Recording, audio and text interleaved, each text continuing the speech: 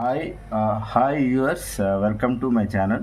నా ఛానల్ను చూస్తున్న వాళ్ళు సబ్స్క్రైబ్ చేయండి, లైక్ చేయండి, షేర్ చేయండి. సో ఈ రోజు నుండి ప్రతిరోజు న్యూస్ పేపర్లో వార్తలు ఇస్తూనే ఉంటానండి.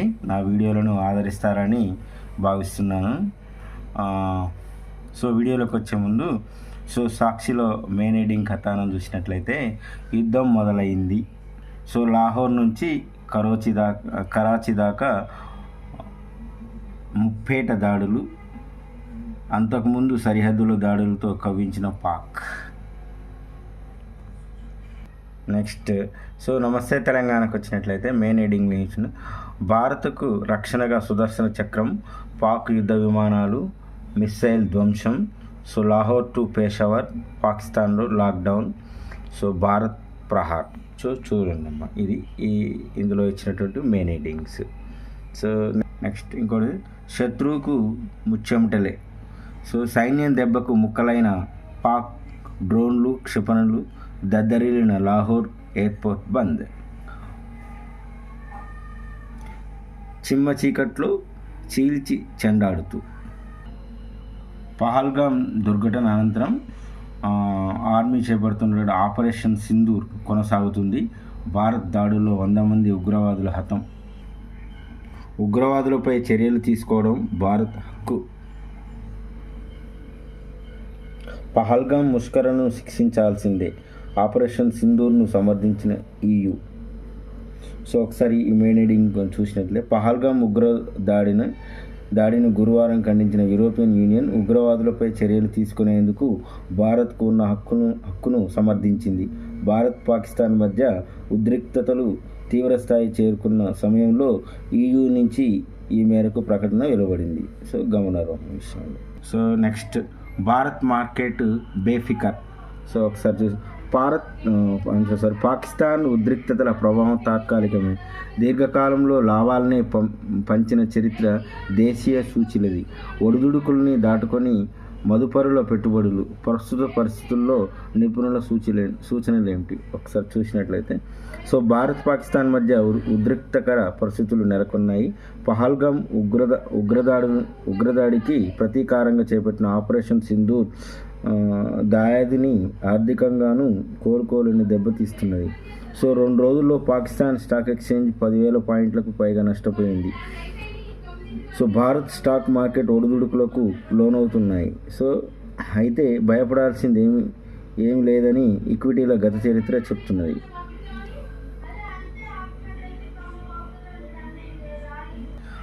హెడ్డింగ్, మౌనమే మరణహోమం, కర్రిగుట్టల్లో నేల కూలింది ఎవరు.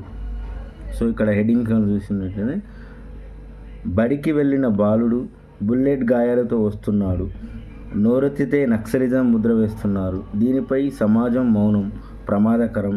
గిరిజనుల హక్కులపై అందరూ స్పందించాలి. అన్ని పక్షాలకు వాస్తవాలు చెబుతాం, శాంతి చర్చల దిశగా కదిలిస్తాం.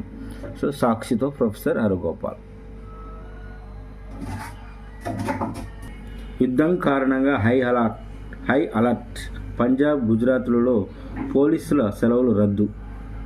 భారత్ పాకిస్తాన్ ఉద్రిక్తతల మధ్య అంతర్జాతీయ సరిహద్దు పంచుకుంటున్న పంజాబ్, గుజరాత్ రాష్ట్రాలు హై అలర్ట్ ప్రకటించాయి.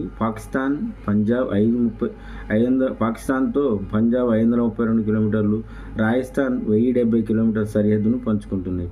2 రాష్ట్రాల్లో పోలీసుల సెలవులు రద్దు చేశారు. తదుపరి ఆదేశాలు వచ్చే వరకు పాఠశాలను కూడా మూసివేస్తున్నట్లు ప్రకటించారు. ఇక్కడ హెడ్డింగ్ చూసిన, జమ్మూ కాశ్మీర్కు వెళ్ళొద్దు, పౌరులకు US, UK, ఇతర దేశాల విజ్ఞప్తి.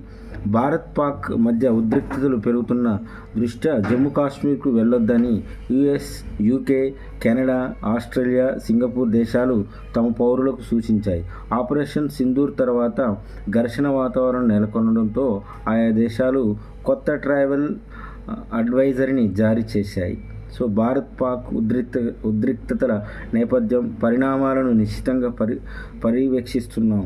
ఇప్పటికే ఘర్షణాత్మక ప్రాంతాల్లో ఉన్నవారు అక్కడి నుంచి వెళ్ళిపోవాలి, కొత్తగా అక్కడికి ప్రయాణించకపోవడం మంచిది అని న్యూఢిల్లీలో అమెరికా రాయబార కార్యాలయం పౌరులకు విజ్ఞప్తి చేసింది. UK, సింగపూర్ కూడా ఇదే తరహా సూచనలు చేశాయి.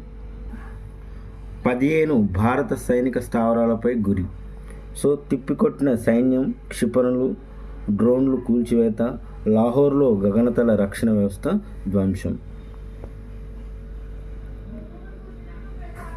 సో ఆపరేషన్ సింధూర్కు ప్రతీకారం తీర్చుకోబోయి పాక్ బొక్కబోర్ల పడింది. భారత్లోని 15 స్థావరాలను ధ్వంసం చేసేందుకు విఫలయత్నం చేసింది. బుధవారం అర్ధరాత్రి దాటాక అవంతిపుర, శ్రీనగర్, జమ్మూ కాశ్మీర్, పఠాన్కోట్, అమృత్సర్, కపుర్తలా, జలంధర్, లుధియానా, ఉధంపూర్, బఠిండా, చండీగఢ్, నల్ పలోడి, ఉత్తర్లాయి, భుజ్ సైనిక స్థావరాలపై క్షిపణులు, డ్రోన్లతో దాడికి తెగబడింది. అందుకు మన సైన్యం ధీటుగా బదులిచ్చింది. అత్యాధునిక S-400 ఎయిర్ డిఫెన్స్ వ్యవస్థ పాక్ క్షిపణులు, డ్రోన్లను తుత్తునియలు చేసింది. గురువారం మధ్యాహ్నం పాక్పై ప్రతిదాడులకు దిగింది. ఇస్లామాబాద్, సియాల్కోట్, లాహోర్, రావల్పిండి లపై విరుచుకుపడింది. లాహోర్లోని పాక్